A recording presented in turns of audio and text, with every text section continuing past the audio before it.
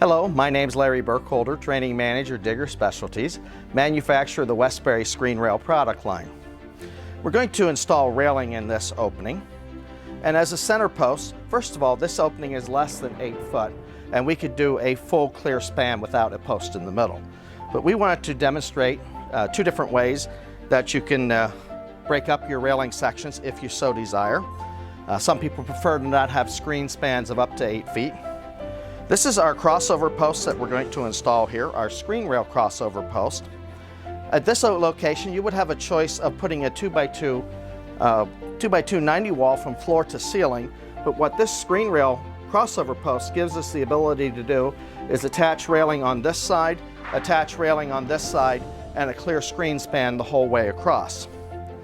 So this lags down with lags. We have it partially started, and it's also sold with 2 fasteners to attach your railing system at the top here to give the crossover look.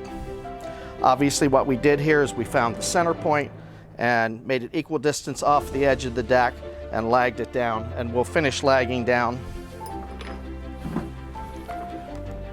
at this point.